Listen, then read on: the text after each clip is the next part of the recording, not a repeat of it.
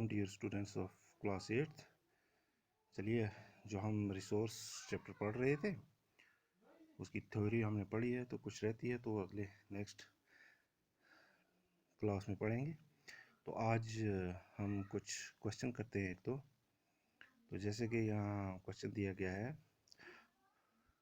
Y are resources distributed unequally over the अर्थ।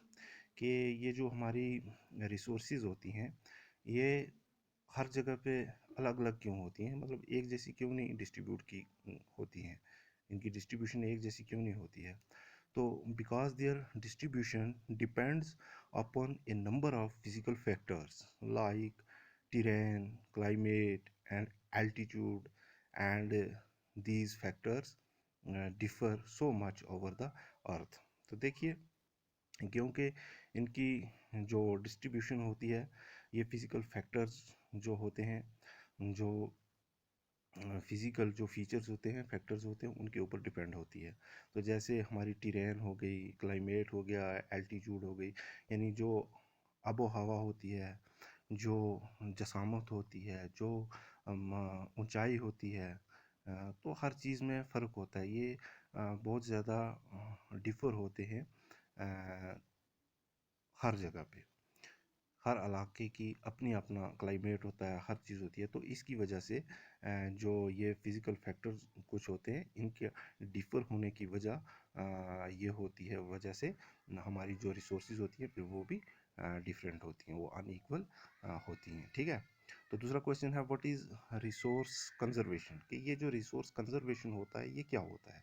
मतलब conservation क्या हो गया कि तहफ़्फ़ुज़ करना, ठीक है ना, बचाव। तो using resources carefully and giving them time to get renewed is called resource conservation. तो जब हम चीज़ों को इस्तेमाल करते हैं, जब हम इन रिसोर्सेज का इस्तेमाल करते हैं, तो हमें बहुत एहतियात से करना है, बहुत ध्यान से करना है, और फिर उन्हें टाइम देना है, इतना टाइम देना है कि जिसमें वो दोबारा से रिन्यू हो सकें, ठीक है ना, दोबारा से वो फिर जो है अपने आप को तैयार कर सकें। तो इसी को, यही जो होता है ये कंजर्वेशन कहलाता है, ठीक है ना, रिसोर्स कंजर्वेशन कहलाता है। तो उससे आगे है, why are human resource important. कि जो ह्यूमन रिसोर्स है, इंसान को भी रिसोर्स कहा गया है, तो ह्यूमन रिसोर्सेज जो है ये अहम क्यों है, ठीक है ना। तो because human beings can make the best use of nature to create more resources when they have the knowledge, skill and technology to do so.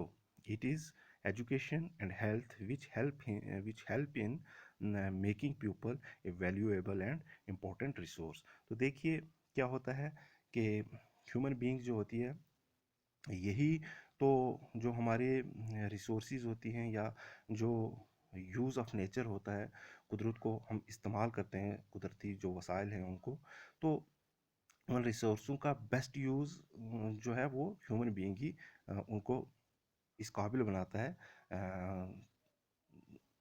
अपने नॉलेज की वजह से, अपने स्किल की वजह से, और जो टेक्नोलॉजी है उसकी मदद से इस काबिल बनाता है ह्यूमन बीइंग कि वो अच्छी तरह से इस्तेमाल में लाई जा सकें, ठीक है।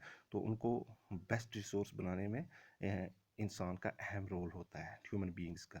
तो उसके पास अच्छी, अगर इंसान के पास जब अच्छी हेल्थ होगी, अच्छी एजुकेशन होगी, टेक्नोलॉजी होगी, और स्किल्स होंगे, तो वो उसका बेहतर इस्तेमाल कर सकता है। तो इसी की वजह से जो है, it is education and health which help in making people A valuable and important resource. तो ये तालीम और जो हेल्थ है यही लोगों को वैल्यूएबल बनाती है और इम्पोर्टेंट रिसोर्स बनाता है, ठीक है, और इंसानों को इम्पोर्टेंट रिसोर्स बनाता है। क्योंकि एक अच्छी तालीम और हेल्थ अगर मेंटेन होगी तो ह्यूमन बीइंग जो है फिर वो टेक्नोलॉजी की मदद से, स्किल, अपने हुनर की वजह से, और जो नॉलेज होती है उसके पास, उसकी वजह से जितने भी नेचुरल रिसोर्सेज होते हैं उनको, उनका बेस्ट यूज़ कर सकता है। तो आज के लिए इतना ही, तो आगे कल करेंगे। शुक्रिया, थैंक्स।